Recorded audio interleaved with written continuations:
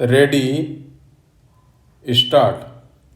The nature of allegations in these two cases is similar against the appellants, relating to forgery, fraud, deception, cheating, damage caused to reputation, unlawful extraction of money, threat, misrepresentation, and criminal conspiracy, etc. Full stop.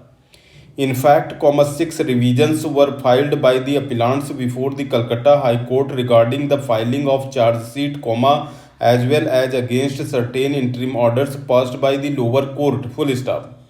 But that is not very relevant. Full stop. What is relevant is the only point which has been raised by the appellants in their revisions before the High Court, which was that not only are these FIRs motivated and false, and thus liable to be quashed, but also that the second FIR has been registered on the complaint which was filed before the magistrate under section 156 within bracket 3 of CRPC, and it was not accompanied by an affidavit, and therefore, the law as laid down by this court in Priyanka Srivastava versus State of Uttar Pradesh within bracket 2015 bracket close 6 SCC 287 has been violated, as all such complaints should now be accompanied by an affidavit according to Priyanka Srivastava within bracket Supra bracket close full stop.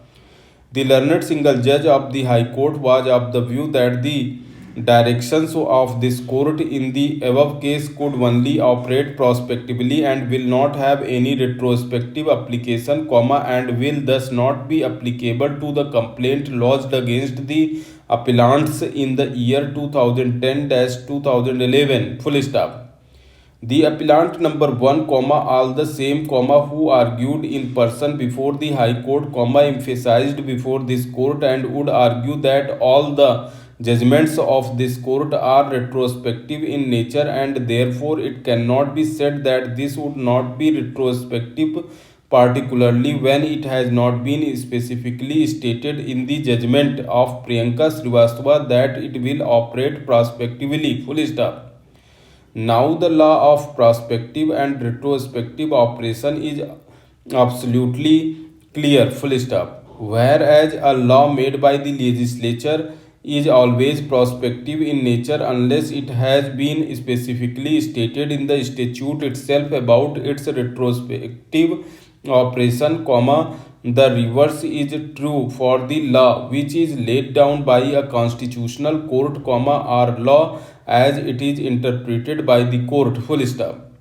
The judgment of the court will always be retrospective in nature unless the judgment itself specifically states that the judgment will operate prospectively, full stop. The prospective operation of a judgment is normally done to avoid any unnecessary burden to persons or to avoid undue hardships to those who had bona fidely done something with the understanding of the law as it existed at the relevant point of time, full stop. Further, it is done not to unsettle something which has long been settled, as that would cause injustice to many, full stop. In Priyanka Srivastava, this court was seized with an issue where frivolous complaints were being filed before the magistrate only to harass people, and therefore, in order to check this trend, it was directed that all applications before the court where section 156 within bracket 3 CRPC applications are made must be supported by an affidavit duly sworn by the applicant who seeks to invoke the jurisdiction of the magistrate, full stop. Such a step could only be prospective in nature, and this is clearly reflected from the very language used by the learned judges in Priyanka Srivastava, full stop. In our considered opinion, a stage has come in this country where section 156 within bracket 3 CRPC applications are to be supported by an affidavit duly sworn by the applicant who seeks the invocation of the jurisdiction of the magistrate, full stop. That apart, in an appropriate case, The learned magistrate would be well advised to verify the truth and also can verify the veracity of the allegations. Full stop.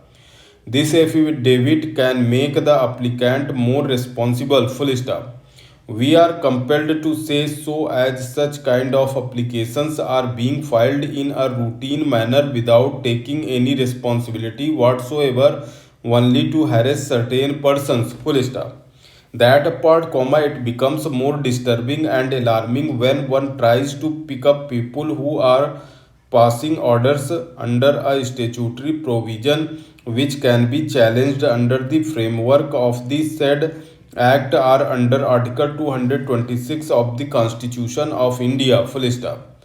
But it cannot be done to take undue advantage in a criminal court as if somebody is determined to settle the scores. Full stop.